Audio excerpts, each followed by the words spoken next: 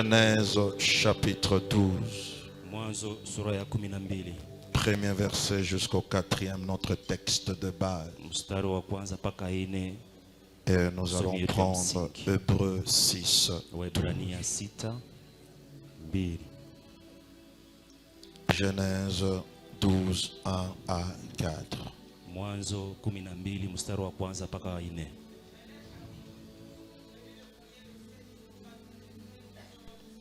Amen. Amen.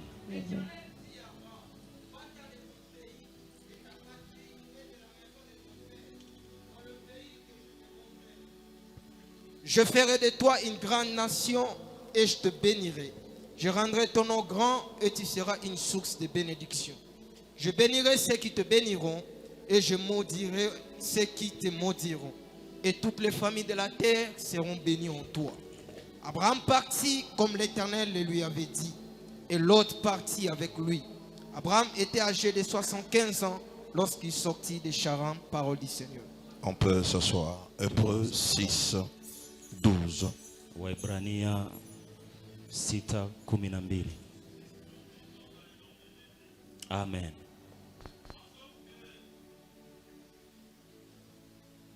En sorte que vous ne vous relâchez point et que vous imitiez ceux qui, par la foi et la persévérance, héritent des promesses. On peut reprendre la lecture. Tunaweza kurudilia usomi. Hébreux 6, 12, nous lisons dans le nom de Jésus. Amen. En sorte que vous ne vous relâchez point et que vous imitiez ceux qui, par la foi et la persévérance, héritent des promesses. Parole du Seigneur.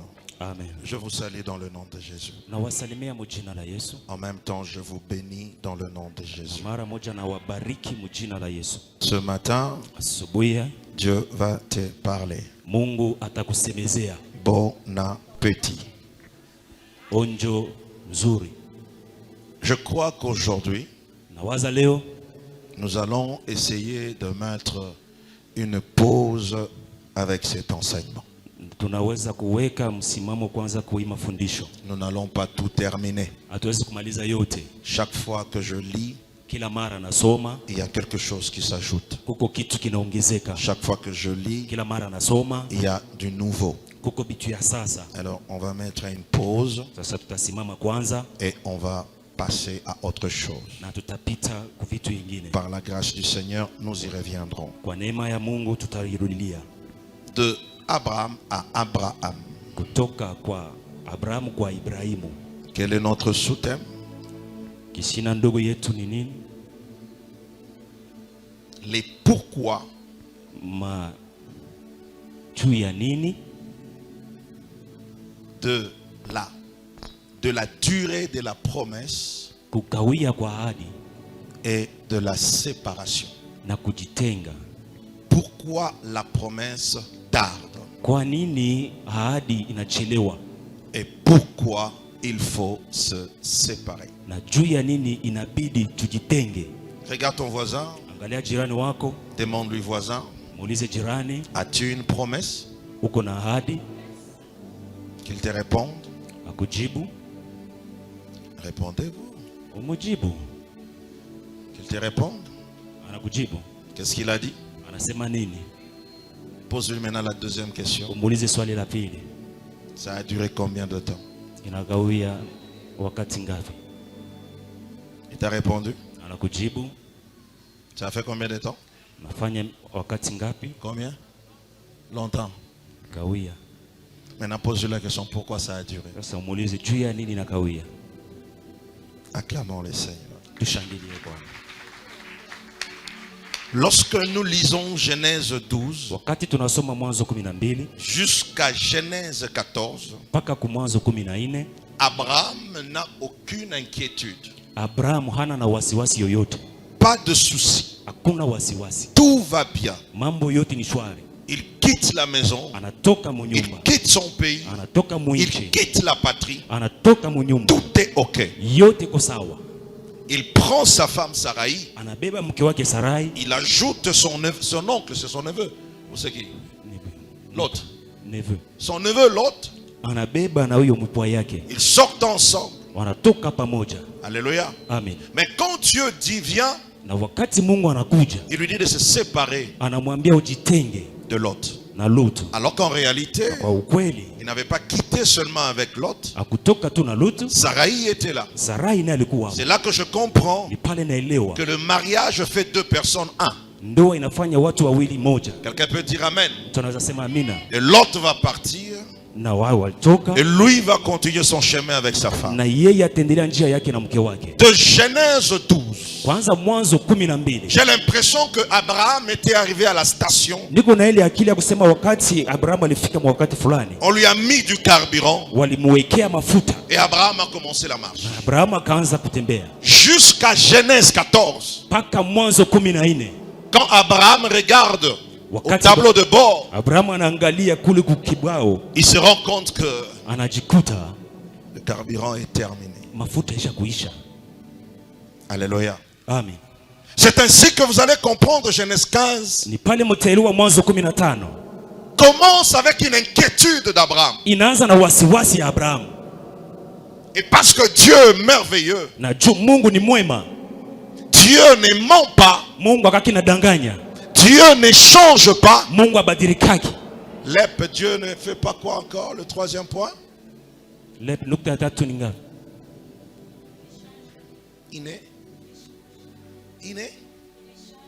Il ne change pas.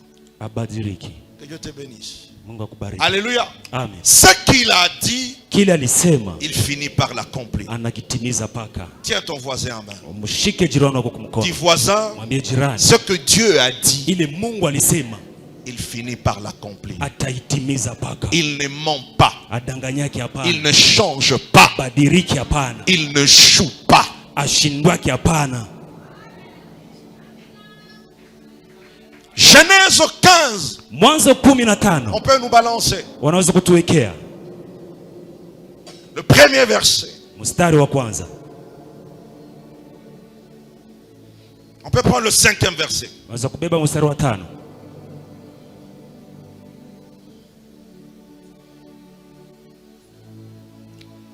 Lisons ensemble. Et après l'avoir conduit dehors, il dit, regarde vers le ciel. Reculons un peu en arrière. Prenons 4. Bebe ine, mstari wa 4. Prends 3. Beba ya 3.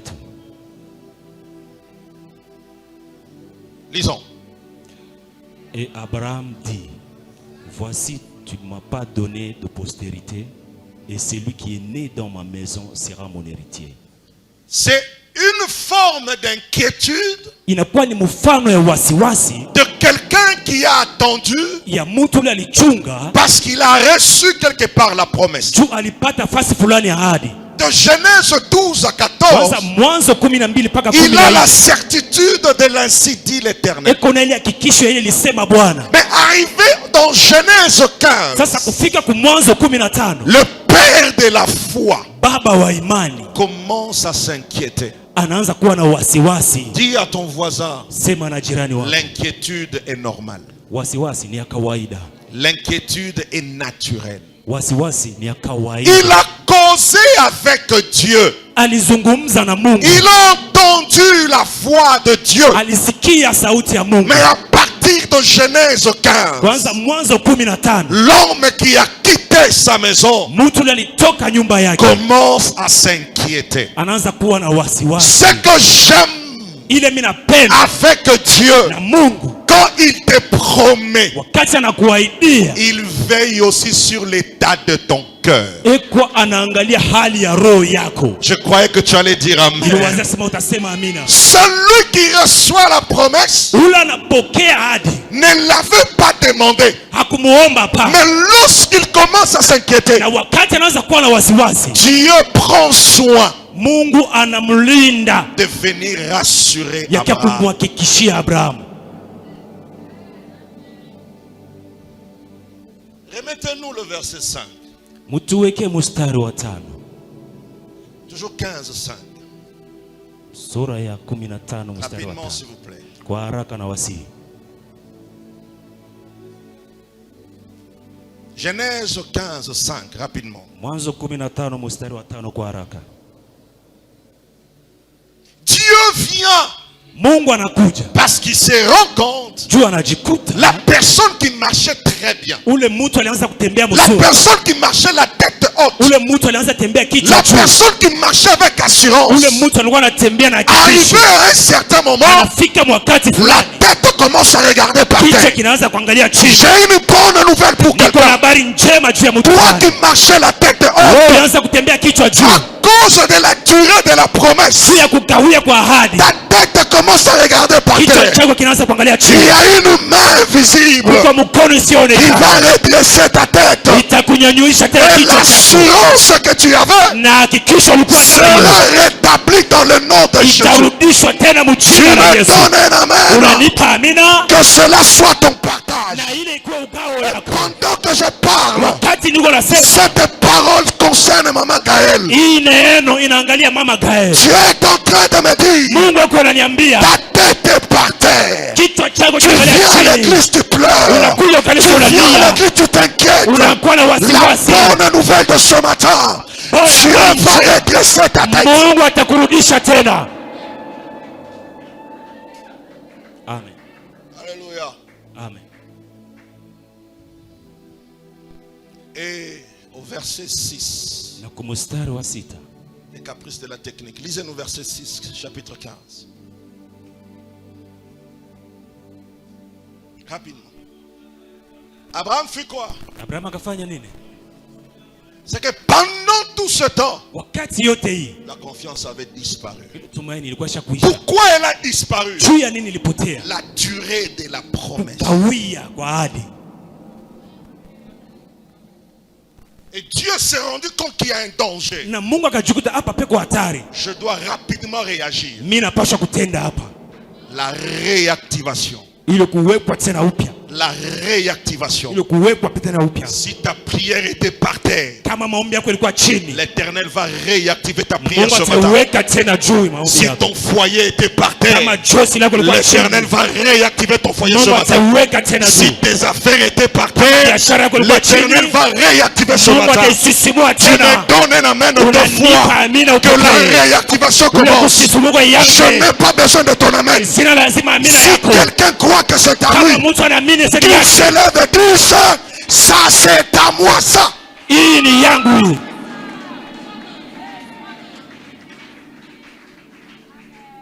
Alléluia. Amen.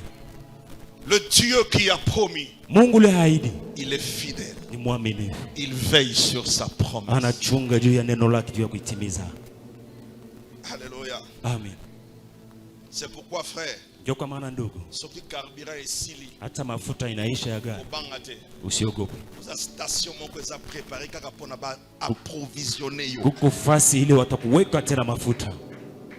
Pourquoi les promesses tardent? Juu ya nini ahadi na kawia? Pourquoi? Juu ya nini? Pourquoi? Juu ya nini? Prenons le cas de Joseph. Tubebe mfano wa Yusufu. Joseph, un petit garçon, Yusufu kijana, dans la maison de son père, mnyumba ya baba yake, au milieu de ses frères. katikati ya wandugu Un yake. jour il dort, il se réveille. Siku moja analala Il naota dit, je ndoto, fais anasema mimi naota un songe. ndoto. Il donne le songe.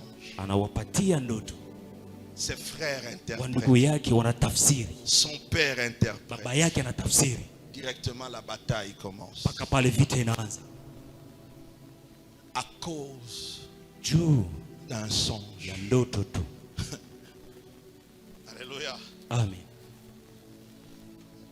Kama unalokota 10 000 francs, Si tu ramasses 10 000 francs, 10 000 dollars, 10 000 dollars, utanipatia ngapi? si vous êtes comme vous êtes pasteur, la dîme, Utanipatia 1000. 1000, Mimi ndio unakuombea. ndio. Et puis, bon, je peux bâtir dans mambo yako mingi ya kufanya. Ah, mimi utanipatia ngapi? Muyenu, à part la dîme, mwile 10 000.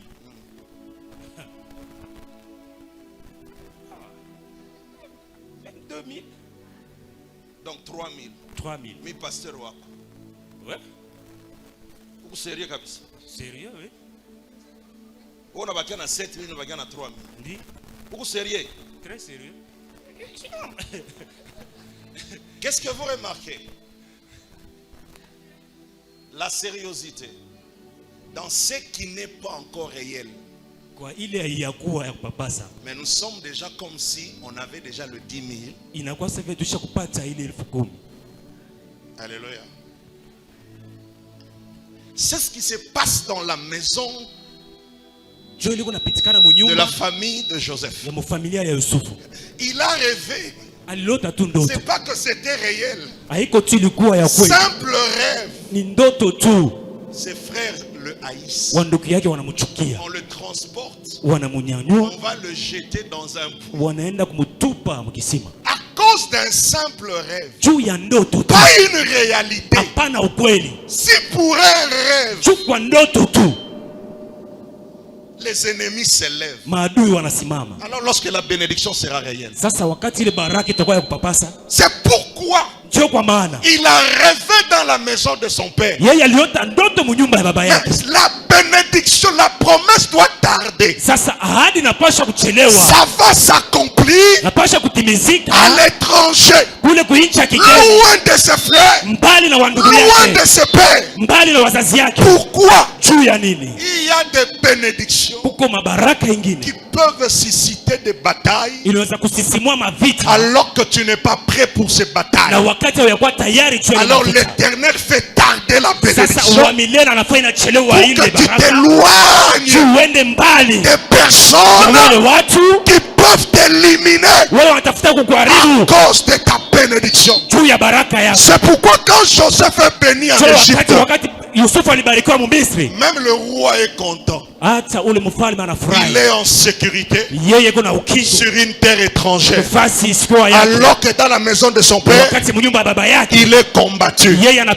Ta bénédiction tarde parce qu'autour de toi il y a des hommes et des femmes qui te sourient, mais en réalité ils ne t'aiment pas. Alors, au lieu que la bénédiction de Dieu puisse te tuer, elle tarde pour que tu t'éloignes. Je lève ma main droite et je déclare que Dieu te retire de tes ennemis, que Dieu te dépose même sur une terre étrangère, mais qu'il te donne des hommes et des femmes qui vont t'aimer et qui seront heureux lorsque tu seras élevé, qui vont prier pour toi quand tu seras au sommet. Ils iront à la montagne, ils diront: Seigneur, garde cet homme au sommet, parce que aussi longtemps il est élevé, nous autres nous sommes bénis. Que Dieu te donne des hommes et des femmes qui sont vrais avec toi. Je ferme les portes de tous les hypocrites. Je ferme les portes de tous les cupides. Je ferme les portes de tous les hypocrites autour de toi. Que Dieu t'éloigne des hypocrites. Tu me donnes un amen. Amen.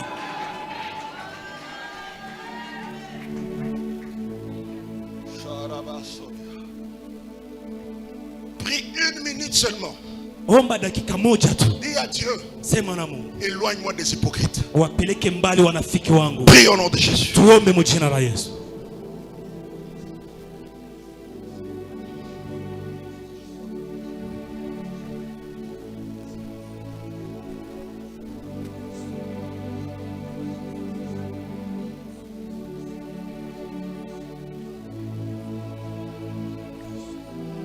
Des hommes qui viennent chez toi, des femmes qui t'aiment, non pour ce que tu es, mais pour ce que tu as.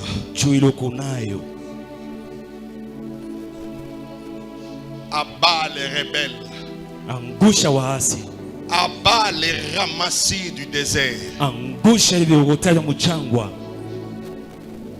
Que les portes des hommes fidèles s'ouvrent. Milango ya watu waaminifu ifunguke. Que les portes des hommes fidèles s'ouvrent. Milango ya watu waaminifu ifunguke. Que les portes des hommes fidèles s'ouvrent. Milango ya watu waaminifu ifunguke. Amen. Pourquoi ça tarde? Juu ya nini inachelewa? Prenons le cas de David. Tubebe mfano wa Daudi. Daudi derrière la maison de son père. Alikuwa nyumba baba yake. Un berger. Alikuwa tu mchungaji. Dieu le oint. Mungu anampaka mafuta par son serviteur kupitia mtumishi wake Samuel. Il dit tu es roi. Anasema unakuwa mfalme. Il est roi. Anakuwa mfalme. Il est oint. Eko mfalme kupakaliwa mafuta. Il ne règne pas. Sasa atawali hata fasi moja. Il est oint roi. Yeye anapakaliwa mafuta par l'ordonnance de roi des rois. Kupitia ile amri ya Mungu mfalme wa sur la terre. Hapa pa dunia la promesse de la royauté tarde à sa ahadi ya kifalme iko nachelewa. Pourquoi? Parce qu'il y a quelqu'un que Dieu a déjà rejeté, mais qui reste encore sur le trône. Ça tarde parce que David n'a pas encore affronté Saoul. La durée de la promesse de la royauté de David dépend de la longueur de la bataille qu'il engagera. Quand on parle de la bataille, pour nous les chrétiens, c'est la vie de prière. Ta promesse tarde parce que ta vie de prière est par terre. Dieu, quand il promet, la promesse dépend de Dieu. Mais son accomplissement dépend de celui qui reçoit la promesse. Regarde ton voisin. Pose-lui la question. Quel est le niveau de la batterie de ta vie de prière?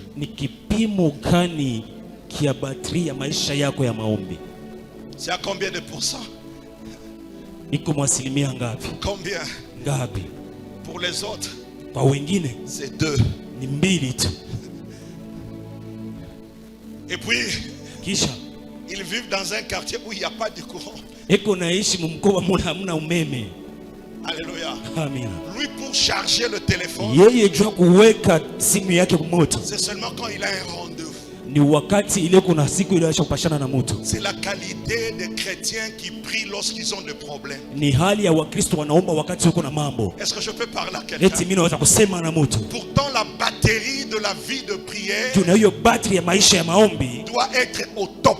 Parce que nous ne connaissons ni l'heure ni le jour. On est prêt à chaque instant. Mais toi, pour prier, il faut attendre vendredi. Que Dieu restaure ta vie de prière. Que Dieu restaure ta vie de prière.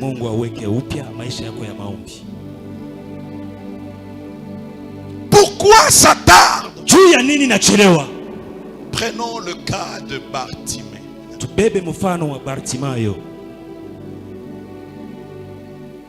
Dans 2 Samuel 5, verset 8, les hommes qui ont empêché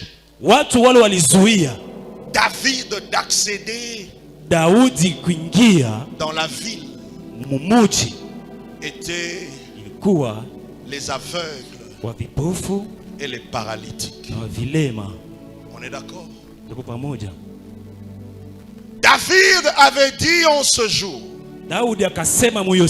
quiconque battra les Jébusiens et atteindra le canal, quiconque frappera, c'est, moi je ne vois pas bien, ce boiteux et ces aveugles qui sont les ennemis de David.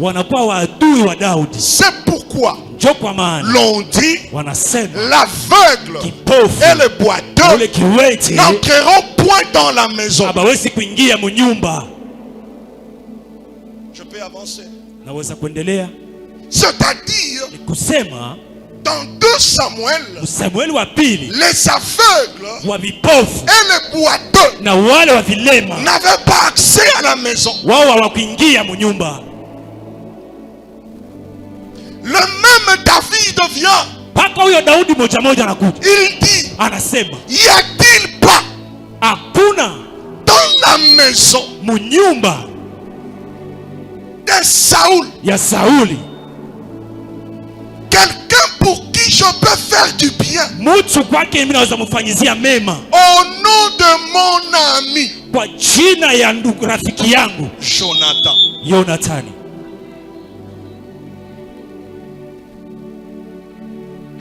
On lui informe, wanamwambia, il y a un enfant kuko mtoto mais qui est paralytique. Yeye ni kiwete. Mais toi tu es interdit. Sasa wewe ulikataza les aveugles wa vipofu et les boiteux. Na wao wa vilema. Il dit amenez-le-moi. Anasema muniletee naye. C'est ainsi que ni pale Mephibosheth va accéder dans la maison ataingia mnyumba à cause de la promesse juu ya ahadi de David. Ya Daudi. Mais celui-là, sasa paka huyo c'est un paralytique. Huyu ni kiwete. Mais dans la promesse, sasa muahadi, il y avait les aveugles et les paralytiques. Na wale wa viwete. Les paralytiques entrent. L'Ancien Testament termine. Sasa na agano ya kale inaishia pale. Un jour, siku moja, un aveugle apprend kipofu anaelewa qu'il y a quelqu'un qui passe. Kuko mtu anapita. Il dit, anasema, fils mwana de wa David. Wa Daudi. Pourquoi fils de David? Juu ya nini mwana wa Daudi? Pourquoi pas Jésus? Hapana Yesu. Il dit fils de David. Anasema mwana wa Parce Daudi. que c'est David Juu ni Daudi qui devait faire entrer les aveugles et les paralytiques. Mais il y a un paralytique qui est déjà entré. On a fermé l'Ancien Testament. Qui va faire entrer l'aveugle pendant que l'Ancien Testament est terminé? C'est ainsi que Jésus se lève. Parce que je suis l'enfant de celui qui a promis. C'est pourquoi Bartimée, en appelant Jésus fils de David, il le rappelle ce que David avait dit.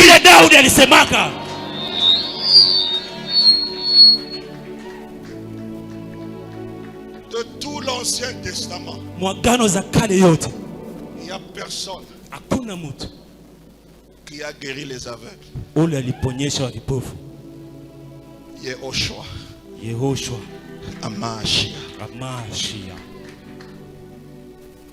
David, qui était le père de Jésus, était déjà mort. Mais la promesse s'est accomplie avec le fils de David.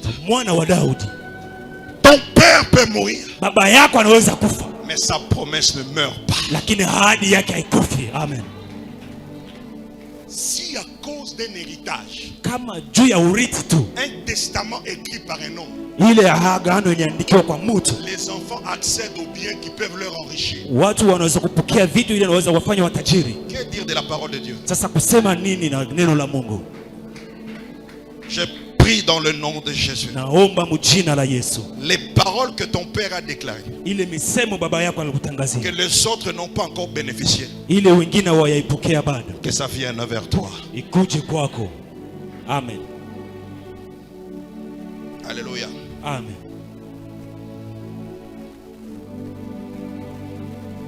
C'est-à-dire ça traîne parce que tu n'as pas la révélation de celui qui passe devant toi.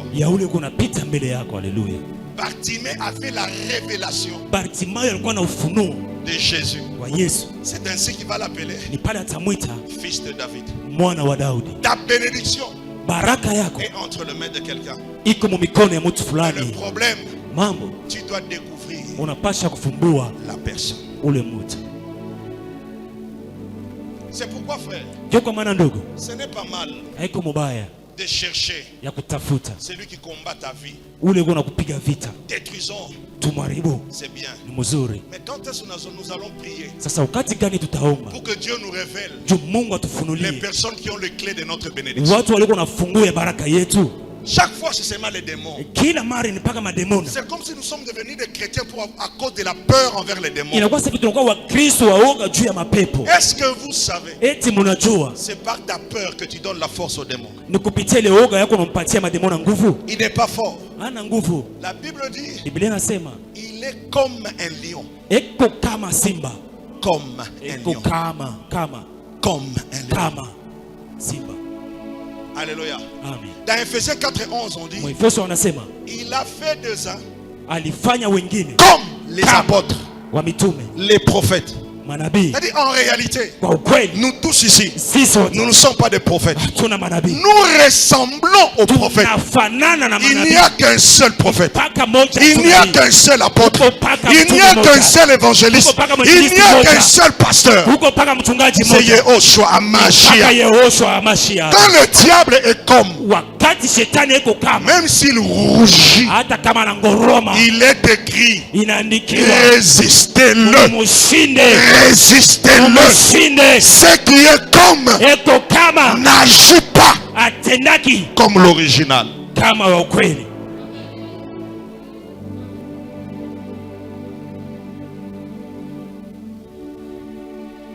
Alléluia. Amen. Voici le secret de l'accomplissement. Ça se trouve dans Ephésiens 6:1-3.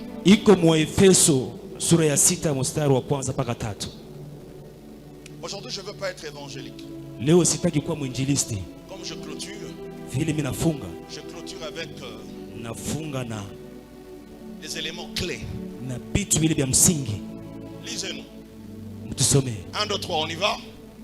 Enfants, obéissez à vos parents selon le Seigneur, car cela est juste. Continuez. 2. Honore ton père et ta mère. C'est le premier commandement avec une promesse. 3. Afin que tu sois heureux et que tu vives longtemps sur la terre. Il y a une condition pour arriver au verset 3. Il faut honorer qui est qui? Ton père et ta mère. Je peux avancer. Ésaü reçoit son père, son instruction. Il me dit, trouve-moi un mets, prépare pour moi. Je vais manger et je vais te bénir. Or la Bible dit, honore ton père et ta mère. Honorer ne veut pas dire donner l'argent. Honorer, c'est suivre les instructions des parents. Pas seulement du père, pas seulement de la mère, de deux. Mais Ésaü, papa René, il reçoit l'instruction du père et il part. Alléluia. Amen. Mais Jacob, quand sa mère l'appelle, sa maman connaissant la révélation de la bénédiction d'un enfant, il dit, si moi aussi je parle, impossible que son père parle. L'enfant ne sera pas béni. Qu'est-ce que la mère fait? Il dit, Jacob, ton père a dit. En répétant ce que le père a dit, directement Jacob est connecté à l'instruction du père. Et la mère ajoute directement Il respecte le principe. Il honore le père. Il honore la mère. Jacob est béni. Quand Esaü vient, il a l'instruction du père, mais il n'a pas l'instruction de la mère. Qui est un enfant? C'est toi et moi. Qui est le père? Qui est la mère? L'église. Écoute-moi. Tu peux écouter Dieu, mais si tu n'écoutes pas son épouse, tu es loin d'être béni. La vraie bénédiction, c'est associer le Père et l'Église. C'est alors que tu es béni. Je prie le Seigneur que tes oreilles ne soient pas loin de ton Église. Amen. Alléluia. Amen. Est-ce que je suis en train de parler? Je peux avancer. Je vais bientôt terminer.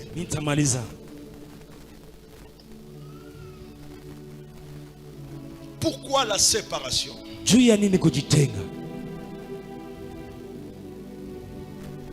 Je vous ai dit la première séparation. On a parlé de la séparation de la patrie, du pays et de la maison. Faute de temps, permettez-moi de prendre quelques séparations. Pourquoi Abraham doit se séparer de son nom? Alléluia. Amen. Le nom caractérise l'identité ou le caractère de la personne. Alléluia. Amen. Vous n'avez jamais remarqué, vous donnez un enfant, vous mettez au monde un enfant, il porte le nom de son père ou de sa mère, et du coup, quand il commet une erreur, on dit quoi? Celui-ci, son père, n'est-ce pas? C'est-à-dire à travers le nom, nous avons des caractères qui se cachent. Quelqu'un me comprend? Amen. Alors dans ce caractère-là,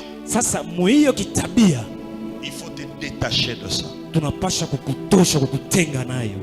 des caractères qui empêche la bénédiction de s'accomplir, c'est l'ego. L'ego. Écoute-moi frère, si tu as $200 alors que tu es orgueilleux, mets dans ta tête, en réalité, si tu enlèves cet orgueil-là, tu es appelé à avoir plus que les $200 que tu as. Ne te contente pas de ce que tu as pour valider ton ego. Ce que tu as est peu par rapport à ce que tu dois avoir. Voici quelques éléments qui caractérisent l'ego dans l'homme. Première de choses, un homme égo est têtu. Regarde ton voisin, pose-lui la question. Tu es têtu?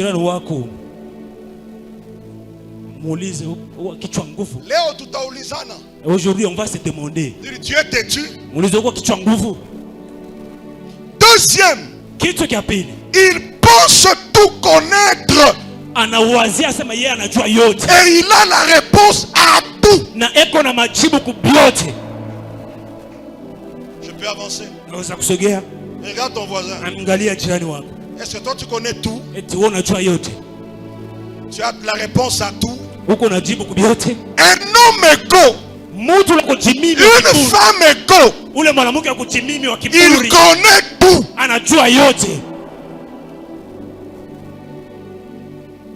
Même Jésus, s'est fait baptiser par Jean-Baptiste. Jésus. Troisième, colérique.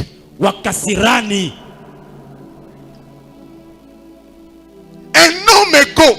Un colérique. Regarde ton voisin, pose la question. Tu es colérique?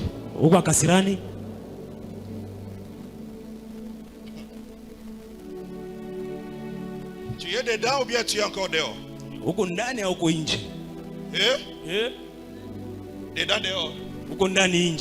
Dedans dehors. Je vais t'amener dedans. Qui est dedans déjà? Ah bon? Qui est dehors? Tu es où?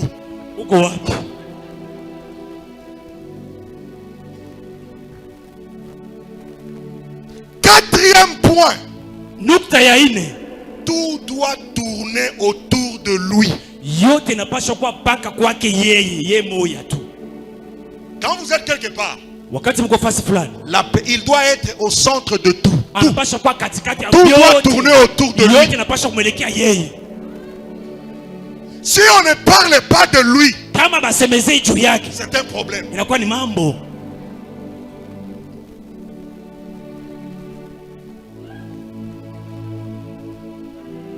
Tu es toujours dehors, tu es dedans.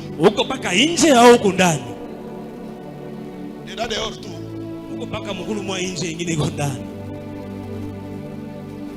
Cinquième élément. Il n'est pas heureux si c'est l'autre qui a réussi.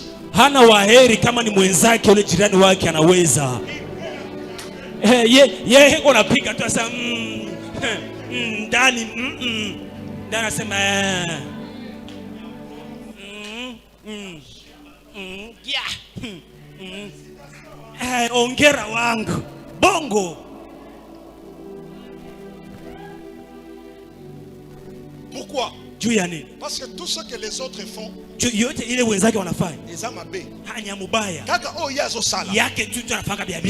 bien. Et enfin, sixième, il ne peut pas défendre la vérité si la vérité le condamne lui-même. Quand il y a un problème, il sait qu'ici il y a la vérité. Mais si je dis la vérité, ça va me condamner. Il ne défend pas.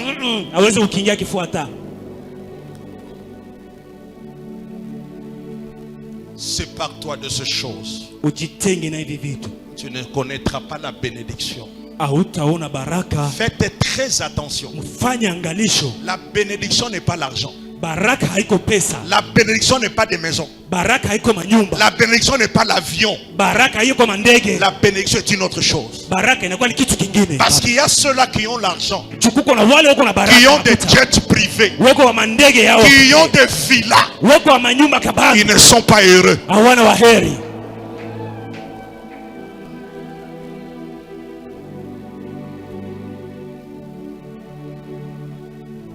Sépare-toi. La dimension de ta séparation détermine le niveau de l'accomplissement de ta bénédiction. Quand vous lisez dans Genèse 17:5, aussitôt que Dieu lui dit, tu ne t'appelleras plus Abraham, tu deviens Abraham. Directement le verset 6, Dieu lui rend fécond. Au verset 5, il se sépare du nom. Au verset 6, il s'attache de quelque chose. Chaque fois nous nous séparons d'une chose, il y a quelque chose qui doit s'attacher de nous. Alors plus tu tardes à te séparer, plus tu tardes à t'attacher. C'est ainsi lorsque le père Baba est encore avec Jésus, Jésus n'accomplit rien. Mais quand Jésus dit mon Père, pourquoi m'as-tu abandonné? Il se sépare de son Père. Ce qui suit, c'est quoi? Tout est accompli. Il se sépare de son Père et il accomplit toutes choses. Si Jésus, qui est Dieu, à cause du péché, son père se retire, que dire toi l'enfant des charpentiers, toi l'enfant des croque-morts? Alléluia. Amen. Alléluia. Amen. Ton père, il a dit, je laisse. Alléluia. Amen. Jésus, yes. Zambé, Mungu, mais il porte le péché. Il n'a pas commis le péché, mais il a porté nos péchés. Son père se détache de lui. Et toi tu penses quoi? Quand tu pêches, tu prophétises, c'est Dieu. J'aimerais te dire, tu peux prophétiser sans la présence de Dieu. Je te dis bien, je peux prêcher sans être dans la présence de Dieu. Servir Dieu ne signifie pas avoir Dieu. Amen. Oh non, lisumu nanga oyo. Hapana, hii zambi yangu hii. Nzamba zo comprendre. Mungu yuko naelewa. Koko na bino kaka. Nkambo yenu. Koko na bino kaka. Nkambo yenu paka. A comprendre yo. Aelewe tu kuelewa. Potanga banoke la mokili. Pale alikuwa naomba yule mulimo. Baba ndeko lo bana que la terre soit. Donc ce division que ça soit. Dunia ikue na unasema ikue. Bongo. Le péché reste péché. Il n'y a pas d'excuse. Il n'y a qu'une seule chose à faire. C'est abandonner. Il n'y a pas de justification. Oh, moi je suis sorcier. Ma grand-mère j'étais enfant, je ne savais pas.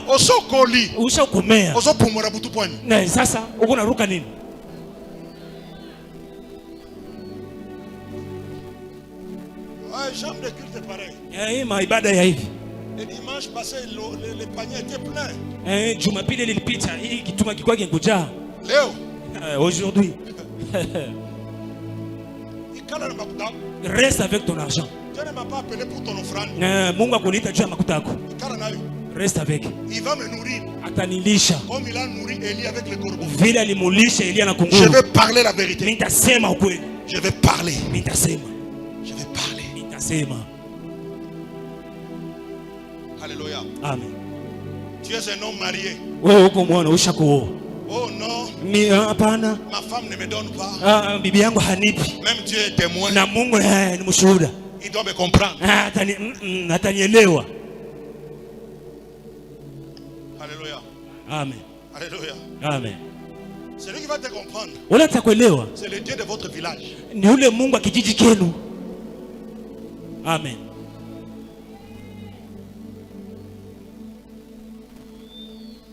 Non, papa. Apana baba. J'ai volé l'argent. Parce que mon mari était mourant. Je n'ai pas l'argent. Il ne travaille pas. Même Dieu est témoin. C'est parce que mon mari devait mourir que j'ai volé l'argent. Le Dieu de votre village.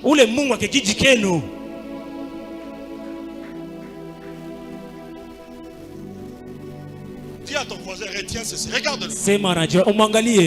Dis-lui, retiens ceci. Bon, quand tu peut-être aux obangasimbe dans le bon. Dis, retiens ceci. Chaque fois que tu pêches, le diable prend quelque chose. Bientôt là, tu n'auras plus de moteur. Cycle de contact.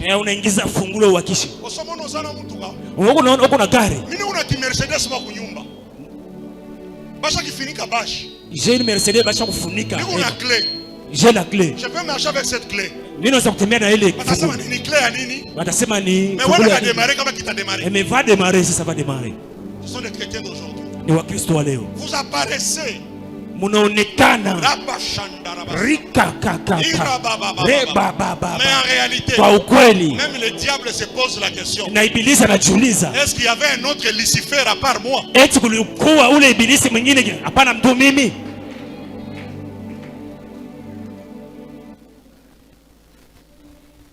Donne-moi un amen, je prêche. Nipe amine nihubiri. Alléluia. Amen. Toi, c'est chaque jour tu dois tomber. Wewe ni kila siku unapaswa kuanguka. Toi, tu tombes, c'est chaque jour. Wewe ni kila siku. Je tombe. Naanguka. Je tombe. Naanguka. Je tombe. Naanguka. Je tombe. Naanguka. Et puis la plupart de ceux qui tombent, Na zaidi ya bwana biko banaanguka. ils ont des raisons. Weko na masheria.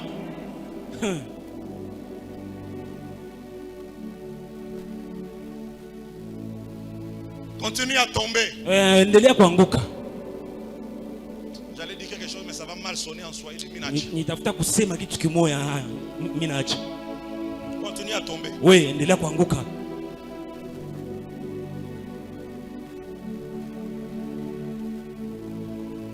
Excusez-moi, je termine bientôt. Na munihurumie, natafuta kumaliza.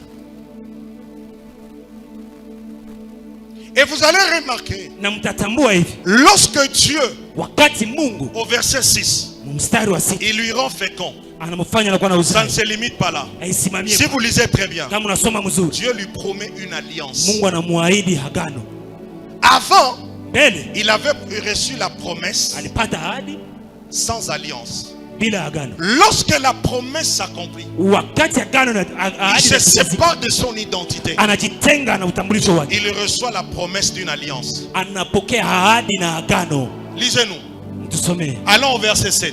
Mwende mstari wa 7.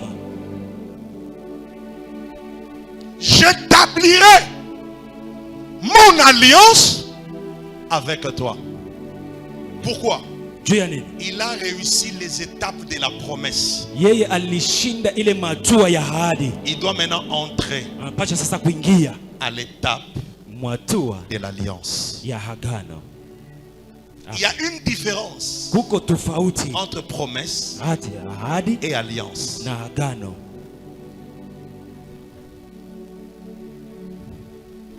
La deuxième des choses, kitu kia pili, il se sépare de Ismaël. Anajitenga na Ismaeli. Pourquoi? Juu ya nini? Il doit se séparer de Ismaël. Anapasha kujitenga na Ismaeli. La bataille de Ismaël et Isaac, vita ya Ismaeli na Isaka, n'a pas commencé par eux. Haikuanza kwao tu. Ça a commencé depuis leur mère. Ilianza kwa mama yao. Si vous voyez aujourd'hui Palestine qui se bat avec Israël, kama unaona leo Palestina inapigana na Israeli, c'est une bataille qui a commencé entre femmes. Ni vita ilianza katikati ya wanawake. Ya wana bitumba ya basi ba voisin. Jopa ile vita ya wanawake wale wa jirani. Hapana kuingia. Tika yemo kwa kelaki bango akota. Wacha ule mwenye alibaomba haingii. Agar était la servante de Sarah. Agai alikuwa ule mfanyakazi wa Sarai. Lorsque Sarah se rend compte que la bénédiction tarde, wakati Sarah anajikuta baraka na kawia, il prend sa servante. Anabeba kichakazi wake. Il donne à son mari. Anamupa mume wake. C'est-à-dire kusema abimisie na se, anamtosha chini, amatisie na niveau na ye, anamuweka mkipimo kyake. Un conseil gratuit. Shauri ya bure. Fais tout. Fanya yote. Que celui qui vient après toi ule anakuja kisha wewe reste en dessous de toi, abakie chini yako, ou soit plus que toi. Au juu yako. Ne permets jamais usiruhusu que vous soyez égal. mkue pamoja. Je parlais, je ouvrirai ça plus tard.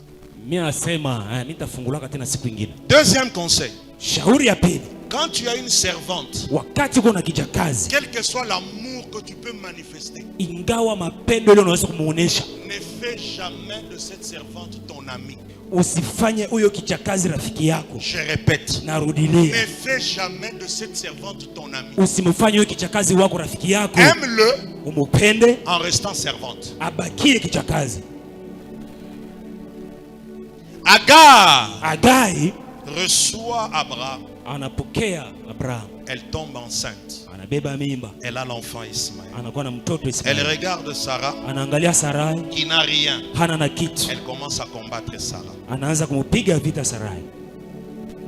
Se séparer d'Ismaël, c'est de se séparer des hommes ingrats. C'est pourquoi il devait se séparer d'Ismaël. Parce que Ismaël n'est pas là parce qu'il t'aime. Il est là parce qu'il n'a pas l'opportunité de te faire disparaître. Si Agar allait rester et que Sarah n'allait pas avoir l'enfant, plus tard Agar allait dire à Abraham, mets dehors Sarah.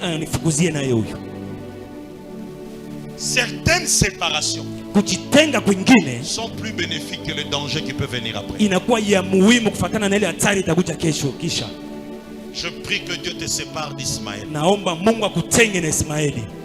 Et la troisième chose, pour terminer, il se sépare d'Isaac. Et lorsqu'il se sépare d'Isaac, Dieu accomplit la promesse de l'alliance. Pourquoi se séparer d'Isaac? Isaac est l'image de ce que j'ai attendu longtemps. La chose la plus précieuse, là où mon cœur est posé. Or nous avons un Dieu jaloux. Il ne partage pas sa gloire avec qui que ce soit. Lorsqu'il se rend compte qu'Abraham commence à trop s'attacher à Isaac, c'est pourquoi, frère, maman alléluia, les sœurs alléluia, je vais écouter les alléluia de maman alléluia, ma sœur alléluia, amen. Si tu as un mari qui n'est pas jaloux de toi,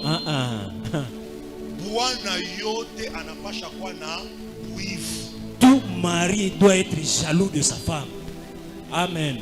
Alléluia. Amen. Alléluia. Amen. Ça vient de Dieu.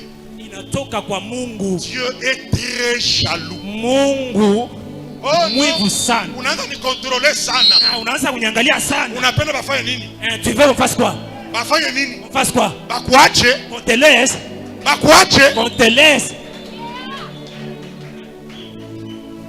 Oh non, trop c'est trop. Trop c'est trop. Quand tu étais entré dans le mariage, tu pensais quoi? Non, non, exagéré. Que je fasse ça. Tu fais quoi? Que je fasse. Tu fais quoi? Non, trop c'est trop. Trop c'est trop. Ok. Trop c'est trop. Sawa. Trop c'est trop. Itakuwa trop c'est trop. Il n'y a pas de jalousie, il n'y a pas d'amour. Et surtout que vous êtes déjà marié. Plus pire encore. C'est pourquoi mon frère, quand vous êtes fiancé et que ta fiancée n'est pas tranquille parce que tu la contrôles,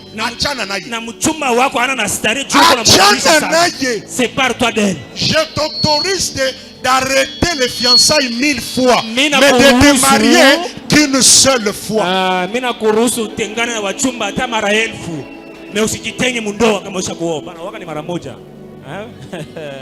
Arrête les fiançailles 1000 fois. Marie-toi qu'une seule fois. Amen. Je vois les frères dire yes. Les fiançailles là que tu dois arrêter, c'est les fiançailles que tu n'as jamais ouvert la casserole. Ouais, on a fungula casserole. Papa a dit que j'arrête. On a fungula casserole. Papa a dit que j'arrête. On t'a fungula casserole ingine na mecho na kutoboka.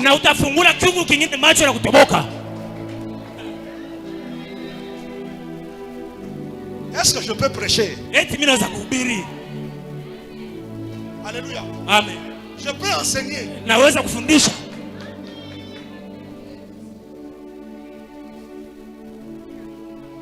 Alléluia. Alléluia. Amen. Quand vous êtes dans le mariage, wakati mko mndoa, frère, ndugu, même si hata kama unalota, tu as rêvé, wanakuambia sema unamwona bibi yako na mapembe, on te dit que ta femme a des cornes, utakwambia tuombe Mungu atoshe les mapembe. je te dirai, nous allons prier que Dieu enlève ses cornes. Ce chemin aller Ni njia ya kwenda sans retour. bila ya kurudi. Kama utakufia mule, Si tu vas mourir là-bas, weda yetu, kwenda lwako. c'est pourquoi C'est njoo kwa ne maana. blaguez pas Musicheze avec le choix. na ile uchaguo. Toi tu fais le choix à cause de ça. Wewe uko unachagua tu juu ya hii. Utakufa, Tu vas mourir. utakufa, Tu vas mourir. utakauka. We utakwe nyoto. Oh non, elle parle bien. Iko nasema mzuri. Quand elle marche, Wakati wanatembea, c'est tout le monde qui regarde. kila mtu anamwangalia. Ataingia mundoa, Elle va entrer dans le tout le mariage. monde va toucher. Mtu wote atagusa. Elle est la fils. Na ele la mwana. Je peux arrêter, je peux continuer. Mimi naweza kusimamisha, naweza kuendelea. La jalousie, Ile chuki c'est la nature de l'homme. inakuwa umbile la mtu, C'est la nature de la femme. inakuwa ni umbile la mwanamke. Une femme qui n'est pas jalouse Mwanamke yule hana na chuki. est jalouse quelque part. Iko na chuki fasi fulani. Amen. Ah, yeye hata kama anatoka tu. Lui même s'il serait de loin. Mimi unachoka tu pasa atarudia. Moi j'attends quand il va rentrer. Ah, benye atafanya afanye tu. Ce qu'il va faire, qu'il le fasse. Haina problème. Il n'y a pas de problème. Vérifie très bien. Angalia mzuri. Ou déjà comme mtu. Il y a quelqu'un. C'est seulement les musulmans Ni paka tu Waislamu wanamke. que leur Dieu Allah leur donne aux femmes le cœur d'accepter. Ni ule Mungu wao anawapatia roho ya kukubali. Chez nous les chrétiens, Kwetu sisi wa Kristo, le cœur d'accepter la chez la femme, ça n'existe ile pas. roho hainako. Toi et moi, Ni wewe na mimi jusqu'à la gare, pata kule kumwisho. ton pied, Mguu yako, mguu yangu, ta tête, kichwa chako.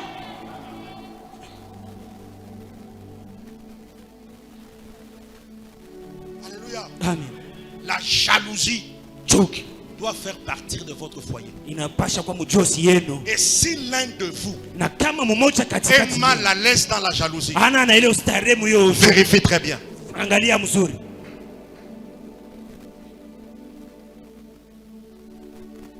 Ça c'est quelle femme? Ni mwa bibi kani huyu? Les mariés sortis depuis 8 heures, Huyo bwana alitoka tangu hiyo saa 21 heures. hiyo saa 3 ya usiku. Le téléphone ne sonne pas. Simu 22 heures. haili. Oui, bibi yako kuita. Toi ta femme ne t'appelle pas. Acha nizoea. Elle ne s'est pas habituée. Vérifiez le mouvement à chauffeur. Angalia bien ule driver wake ule. Vérifiez le mouvement à chauffeur. Angalia bien ule driver wake ule. Alléluia. Moi, quand il est 18h30, Mie kama inakuwa ile saa, on commence à m'appeler. wanaanza kuniita. Si elle ne m'appelle pas, Kama yeye aniti les enfants, batoto. 18h30. Un jour, je me suis dit, Anasoya Mbaya. Siku moja nasema elle est mal habituée. Pengine banarudia ma 18h tu unanita. Isa unaanza nita. Alléluia. Les mariés, regardez-vous. Dit, je dois te contrôler et tu dois me contrôler. Mimi napaswa kuangalia na unapaswa kuniangalia. Amen.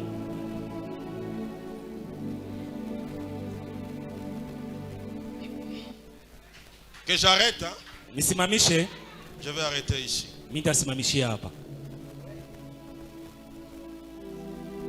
Que je touche un point. Na niguse nukta moja. Amen. C'est quel couple? Inakuwa ni Josican. On est un. Tuko pamoja. Saint-Esprit naye. Roho Mtakatifu naye. On est un. Tuko pamoja.